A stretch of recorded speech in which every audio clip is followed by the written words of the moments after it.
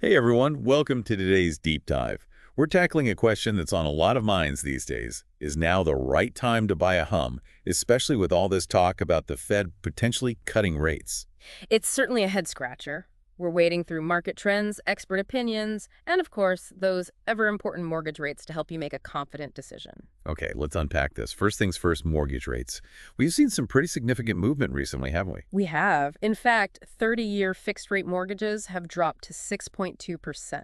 To put that into perspective, we were looking at rates well above 7% in late 2023. That's a huge GE difference. I bet some people are hearing that and thinking, perfect timing, I'll hold off a bit longer, see if those rates drop even further, then swoop in and get an amazing deal. It's tempting to think that way, isn't it? But here's where it gets interesting. The market is pretty savvy. It often anticipates these big moves, like a Fed rate cut, and adjusts accordingly. So you're saying a good chunk of that anticipated rate cut is already factored into the rates we're seeing right now. Exactly. Jessica Lautz, a deputy chief economist at the National Association of Realtors, put it really well. She said that while the Fed is expected to cut rates in September, it's unlikely to drastically shift mortgage rates because the market has already adjusted. So what you're saying is that waiting for some dramatic plunge in rates might not be the smartest strategy. That's right. In fact, if we look at the numbers, the difference between today's rates and what we saw back in October 2023 is significant. We're talking about a potential savings of $341 every single month on a $400,000 mortgage. Wow, that's not chump change. Over $4,000 a year.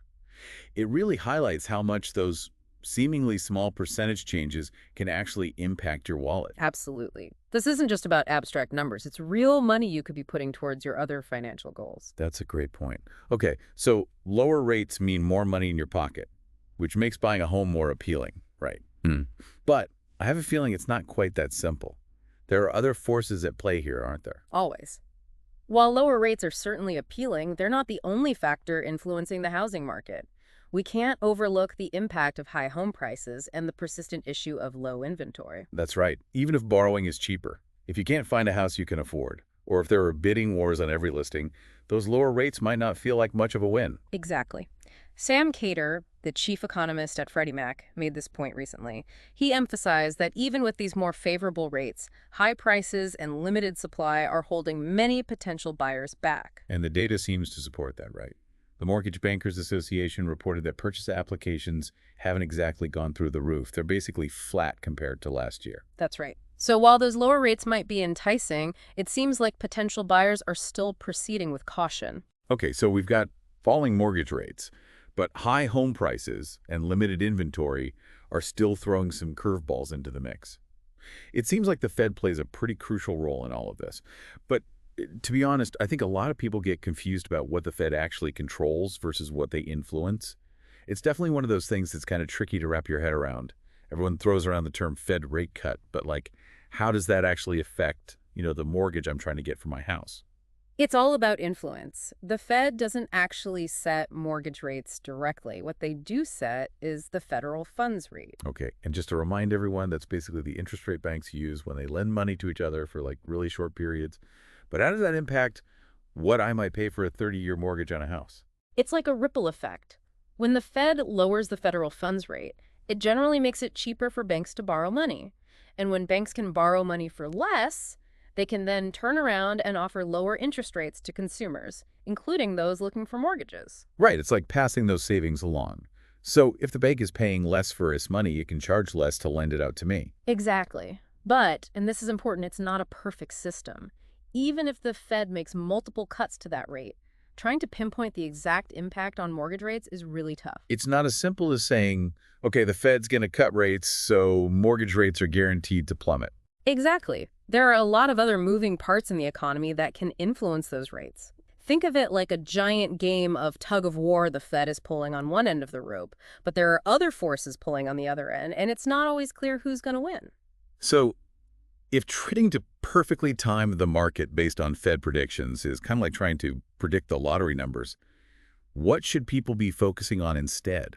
especially given that rates have already come down quite a bit. It's true. Nadia Evangelou, a senior economist at NAR, made that point really clear in her analysis. Right, she's the one who highlighted that mortgage rates have already dropped significantly, right, like over 100 basis points since May. Exactly. Her point is that a lot of that anticipated Fed action is likely already baked into the rates we're seeing today. So holding out for some huge drop might not be the best strategy, especially if those lower rates end up drawing even more buyers into the market. That's another crucial point Evangelou has raised. If rates keep falling, it could lead to even more competition in the market as more buyers jump in, potentially pushing those home prices even higher. It's like a catch-22, right? You wait for lower rates, but that could end up fueling more demand, making homes even less affordable in the long run. So how do you find that balance, knowing that lower rates aren't always the silver bullet they might seem? That's the million-dollar question, isn't it? It really boils down to your individual circumstances, your risk tolerance, your timeline. It's about finding that sweet spot where you feel comfortable taking action. So it's not just about chasing the lowest possible rate. There are other factors to consider, like how comfortable you are with risk. Exactly. Let's say you're someone who really values stability and predictability. You found a house you love, you can afford the payments, and you're ready to settle down.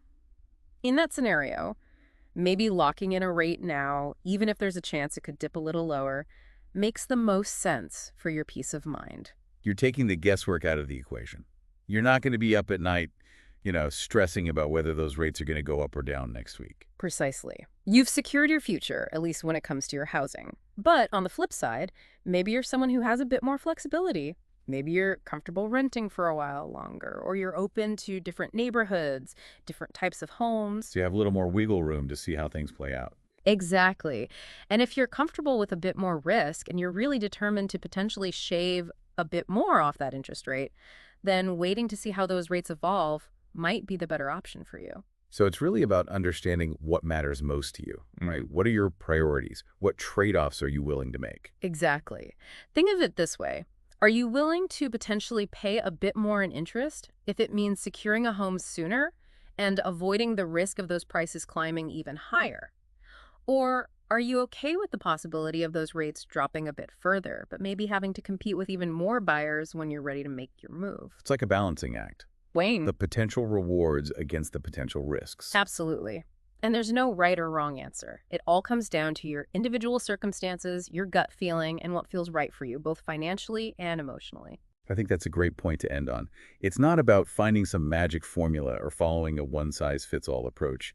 It's about gathering the information, weighing your options, and making the decision that feels most aligned with your own personal circumstances. I couldn't agree more. Buying a home is a huge decision, so don't let anyone pressure you into rushing the process. Take your time, do your research, talk to experts you trust, and most importantly, listen to your gut. Wise words. Well, that wraps up our deep dive into the world of mortgage rates. We hope this episode has given you a clearer picture of the factors at play and empowered you to make informed decisions as you navigate this exciting journey. And remember, even though it might feel overwhelming at times, knowledge is power. The more you understand about how these market forces work, the better equipped you'll be to make choices that align with your goals. Absolutely. Until next time, happy house hunting, everyone.